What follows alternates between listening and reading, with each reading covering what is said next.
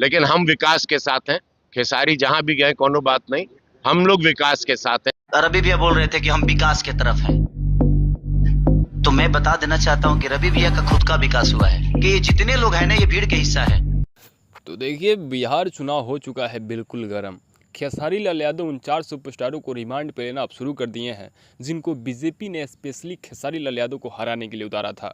जी हां, जिनका नाम है पवन सिंह, दिनेश लाल यादव, निरहुआ, मनोज तिवारी, रवि किशन। ये 4 लोग बीजेपी से खेसारी लाल यादव को हराने के लिए मैदान में उतरे थे, लेकिन इनका उतरना भारी पड़ चुका है। रवि किशन के बातों को ऐसा जवाब दिए हैं खेसारी लाल यादव कि रवि किशन जिंदगी भर नहीं भूलेंगे। सीधा सीधा कहते नजर आए खेसारी कि रवि किशन सांसद होने के बाद से लोगों का विकास नहीं किए हैं, वो खुद का ही विकास किए हैं। बेंगलुरु में, मुंबई में, गोरखपुर में फ्लैट पे फ्लैट लिए जा रहे हैं, लेकिन जनता के लिए क्या किए हैं ये अब तक किसी को नहीं पता है। वो केवल आकर के मीडिया में बोलते हैं कि मोदी जी के नेतृत्व में, योगी जी के नेतृत्व में ये काम हो रहा है, जबकि रियलिटी में ऐसा कोई काम हो ही नहीं रहा है। बस रवि किशन अच्छे एक्टर हैं और स्टेज से लोगों को एक्टिंग करके दिखा रहे हैं और लोगों को हकीकत लग रहा है वो चीज़। लेकिन जब आप ज़मीन पर उतर के देखेंगे तो आपको पता चलेगा कि सच में ये लोग कितने फ्रॉड हैं। ये लोग बोल रहे हैं कि हम लोग बिहार में विकास के नाम पे वोट मांग रहे हैं, हम लोग बिहार का विकास किए हैं इसलिए हम बिहार में वोट मांगने आए हैं, जबकि हमारे क्षेत्र में ना नाला सही से है, ना स्कूल सही से है, ना अस्पताल सही से है। हर एक चीज़ का धजिया उड़ा कर रख दिए हैं ये लोग और बोल रहे हैं विकास किए हैं। अब ज़मीनी स्तर पर तो कुछ सुधारे ही नहीं है। विकास केवल आप लोगों के जुबानी हुआ है, विकास केवल आप लोगों के बड़े बड़े मुँह से ही हुआ है। रियलिटी में ऐसा कुछ नहीं हुआ है। खेसारी लाल यादव की इन बातों के बाद से बिहार चुनाव में हड़कंप सा मच गया है, क्योंकि खेसारी लाल यादव बिहार के बहुत बड़े चेहरे हैं और इनके बातों को लोग मानते भी हैं। इसलिए बीजेपी का जो पड़रा है बिहार में वो काफ़ी कमज़ोर होता नज़र आ रहा है, झुका हुआ नज़र आ रहा है केवल खेसारी लाल की वजह से। मैं चाहूँगा खेसारी लाल यादव का वो पूरा बयान सुनिए जिसमें बीजेपी का और इन 4 सुपरस्टारों का पूरा पर्चा खोले हैं।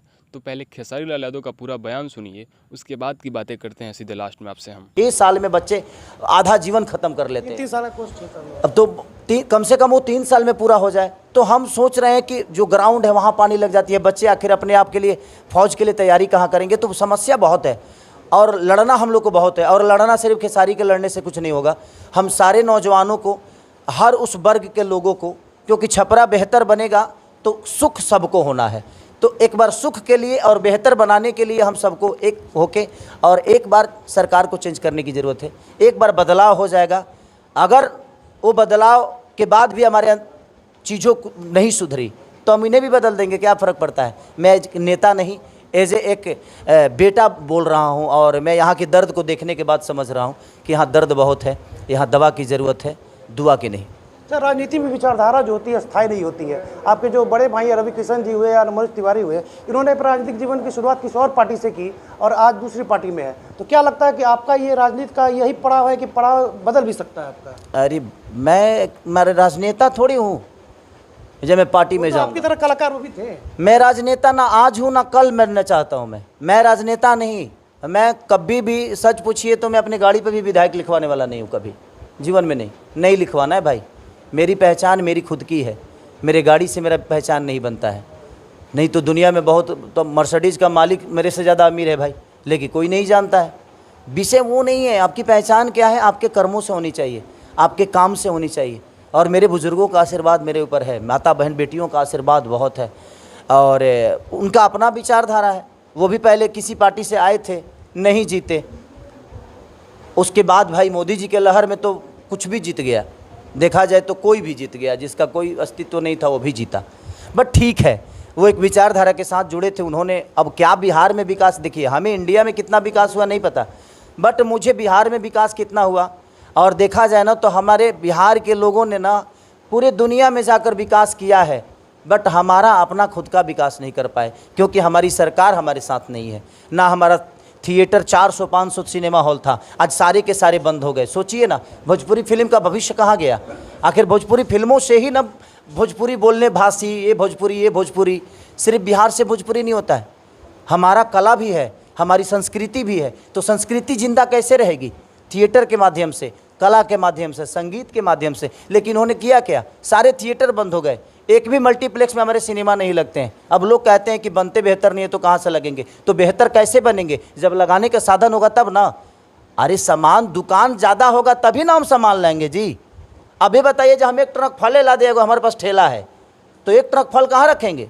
तो उसके लिए हमारे व्यवस्था होना चाहिए ना। तो आप जब मुझे मार्केट नहीं दोगे तो हम किसी भी ब्रांड को कैसे लाएंगे? तो इन्होंने कुछ नहीं दिया। बट प्रयास है, इस बार शायद बिहार बदल जाए, और युवाओं का सबसे पहला पसंद तेजस्वी भैया है, तो शायद बिहार बदलेगा। अच्छा, ये बताइए कि जो मतलब कि आज अचानक जब से आपका नामांकन फाइनल हुआ है, तब से अचानक आईटी सेल द्वारा आपके जो पुराने गाने हैं उसको लगातार वायरल किया जा रहा है। इसको लेकर क्या, जो चल रहा है इसको लेकर क्या कहेंगे? एक्चुअली देखिए, अच्छा तो उनके पास मेरे बेहतर चीज़ नहीं दिखाना है ना लोगों को, लेकिन बेहतर दुनिया तो जानती है ना कि खेसारी 62 बच्चों को गोद लेकर पढ़ाता भी है। ये कौन बताएगा दुनिया को?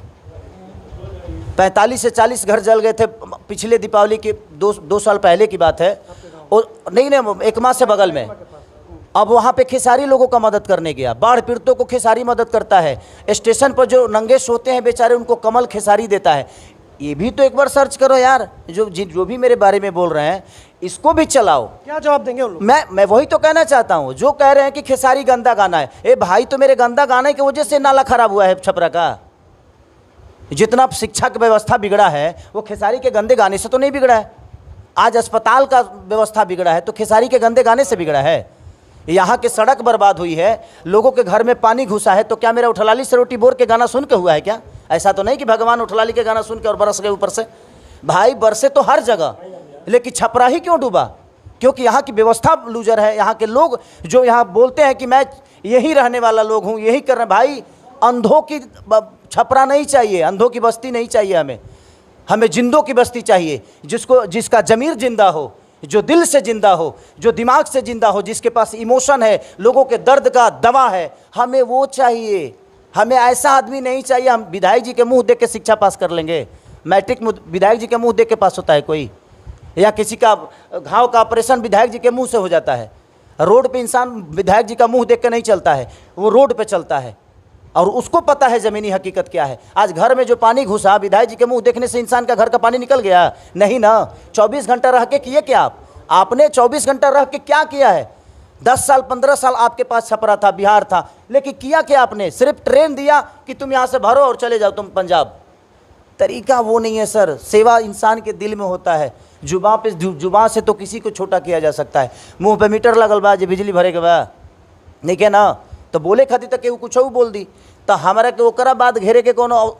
आज जितना लोग कहते बतिया ओकरा से आप इतने पूछिएगा कि जो बाकी पटिया में हैं वो आसाराम बापू हैं नहीं ना, कि प्रेमानंद जी हैं वो। अरे भाई वो कला था मेरा, वो एक कला था। मैं हर वर्ग के लोगों के लिए गाना गाया था, उन नौजवानों के लिए भी गाया था। मैंने देवी गीत भी गाया है, तो उनसे पूछिए कि देवी गीत भी सर्च करके लोगों को बताएं। मैंने प्रेमानंद जी के लिए भजन भी गाया है, भाई वो भी सर्च कर ले यार। एक इंसान को बुरा बनाने के लिए जुबान से बुरा बनाइएगा। मैं करके बड़ा हुआ हूँ, तो छोड़िए, बोलने वाले बोलेंगे। जो मेरे बारे में बोल रहे हैं, जो हमारे विपक्ष में लड़ रहे हैं, वो भी मुझे प्यार करके बड़ा किए हैं। मैं उनका विरोधी नहीं, उनके विचारधारा का विरोधी हूँ, इससे ज़्यादा कुछ नहीं। अंतिम सवाल कि आप स्टार प्रचारक है और छपरा में भी अब चुनाव लड़ रहे हैं, किस तरह मैनेज करेंगे? अन्य जगह मुझे मैनेज नहीं करना है। यहाँ चुनाव खेसारी लड़ ही नहीं रहा है, यहाँ के लोग लड़ रहे हैं। इतने सारे बुजुर्गों के बीच में मैं हूँ, सबका प्यार भर भर के मिल रहा है मुझे। हर आदमी खेसारी नहीं बल्कि खेसारी का बड़ा भाई बन के लड़ रहा है यहाँ पे चुनाव, क्योंकि यहाँ की विकास सबको चाहिए। इसीलिए यहाँ की उम्मीद करता हूँ कि खेसारी लाल यादव का पूरा बयान सुन लिए होंगे, और ये बयान सुनने के बाद से आपको एक चीज़ तो कंफर्म हो चुका है कि खेसारी लाल यादव इस चुनाव में पूरा पगड़ी बांध के उतरे हैं। हर किसी का पर्चा खोलेंगे, ये पूरा ठान के उतरे हैं। जी हाँ, अब तक तो खेसारी लाल यादव इन सबका प्रचार किए थे, लेकिन अब इन लोगों का विरोध करने का समय आ चुका है, क्योंकि ये लोग सच में सांसद होने के बाद से भी ना भोजपुरी के लिए कुछ कर पाए हैं, ना अपने क्षेत्र के लिए कुछ कर पाए हैं। जब खेसारी लाल यादव उनके प्रचार में जाते थे तो केवल एक ही उम्मीद लगा के जाते थे कि ये लोग भोजपुरी का नाम रोशन करेंगे, सांसद में भोजपुरी को लेकर के कुछ बड़ी बड़ी मांगे करेंगे, भोजपुरी में बड़े बड़े डायरेक्टरों को कन्विंस करेंगे आने के लिए, प्रोड्यूसरों को कन्विंस करेंगे आने के लिए। लेकिन ये सारे लोग खुद का ही मकान बनाने में लग गए हैं, ये सारे लोग अपना ही रोटी सेकने में लग गए हैं। इनको ना भोजपुरी से मतलब है, ना अपने समाज से मतलब है, ना अपने क्षेत्र के लोगों से मतलब है। इनको मतलब है तो केवल खुद से, और ये केवल विवाद कराना जानते हैं एक पक्ष से दूसरे पक्ष में। खेसारी लाल यादव का ये बयान सोशल मीडिया पे काफ़ी तेज़ी के साथ वायरल हो रहा था, तो मैं सोचा कि आपके साथ शेयर करूं, आपका भी राय लूं। आप आपका क्या प्रतिक्रिया है इन सब चीज़ों को देख करके? आप अपना राय कमेंट सेक्शन में जरूर बताइएगा और ऐसी ही बेहतरीन खबर को पाने के लिए इस चैनल को सब्सक्राइब जरूर कीजिएगा। मिलते हैं किसी नए और बड़े धमाकेदार इन्फॉर्मेशन के साथ, तब तक के लिए जय Hind, tata, bye bye, take care.